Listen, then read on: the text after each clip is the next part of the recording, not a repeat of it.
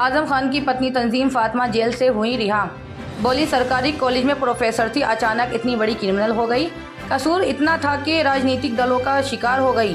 Court से जमानत मिलने के बाद आज रामपुर जेल से बाहर आई आजम खान की पत्नी तंजीम फातिमा। उन्होंने ये भी बताया कि जेल भेजने की हुई मेरे साथ बहुत बड़ी साजिश, राजनीतिक दबाव में मुझे भेजा गया जेल।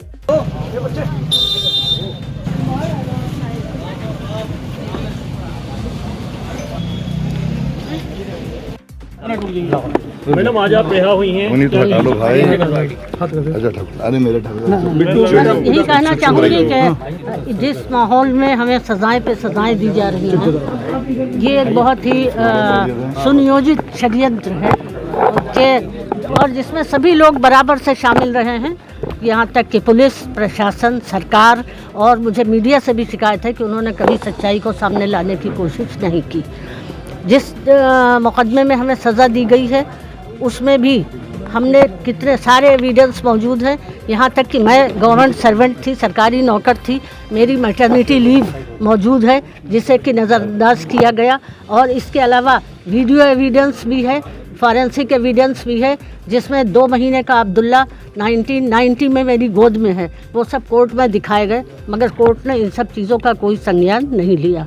अब यहाँ पर मैं एक बात और भी कहना चाहूँगी कि इस बारे में अगर आपको तफसील देखनी है तो 16 अप्रैल के अखबार में 21 सेवानिवृत्त जो न्यायाधीश है सुप्रीम कोर्ट के और हाई कोर्ट के, उन्होंने चीफ जस्टिस ऑफ इंडिया को एक लेटर लिखा है जिसमें उन्होंने कहा है कि न्यायपालिका को कमज़ोर करने की कोशिशें की जा रही हैं, न्यायपालिका पर अनुचित दबाव डाला जाता है और जनता का विश्वास न्यायपालिका में कम करने की कोशिश की जा रही है। तो जाहिर है इस तरह के फैसलों से जनता का एतमाद, पब्लिक में जनता का एतमाद जो है वो कम होता है न्यायपालिका में। 7 महीने आप जेल के अंदर रहे, 7 महीने जेल में रहे, किस तरह की परेशानियाँ जेल के अंदर? जी 7 महीने आप जेल के अंदर रही, उसके बाद किस तरह की परेशानियाँ जेल के अंदर आई? कोई दिक्कत परेशानी आई? वो नहीं नहीं, मुझे कोई दिक्कत परेशानी नहीं आई। जब इंसाफी नहीं मिला तो दिक्कतों का क्या है? कितनी दिक्कतें रास्ते में आए, हम तो लड़ ही रहे हैं। आजम जेल में हैं, जमानत हो गई, लेकिन अभी और मामलों में आज भी एक मामला आ रहा है, इसमें उनको आरोप तय हो गया। क्या जी आजम खान और अब्दुल्ला आजम क्या कह सकते हैं?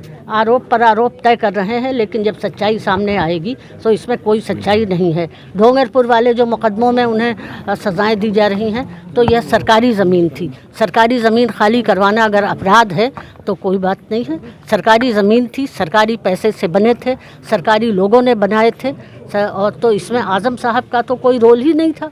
2024 के चुनाव को किस रूप में देखती हैं? इंडिया गठबंधन जो है वो बराबर कह रहा है कि संविधान बदल देगी, सरकार आएगी, तो देखिए ये एक तरह से संविधान को नुकसान पहुंचाना ही है। संविधान में एक निष्पक्ष न्यायपालिका की व्यवस्था की गई है कि न्यायपालिका निष्पक्ष होगी, स्वतंत्र होगी, लेकिन न्यायपालिका जो है जाहिर है कि वो निष्पक्ष नहीं है। न्यायपालिका पर अनुचित दबाव पड़ रहे हैं, न्यायपालिका दबावों के अधीन काम कर रही है। तो ये एक तरह से संविधान को ही कमज़ोर कर, न्यायपालिका कमज़ोर होगी तो हमारा संविधान भी कमज़ोर होगा। आखिरी चरण के चुनाव में लगता है कि क्या बस भाई चुनाव बात होगी भाई।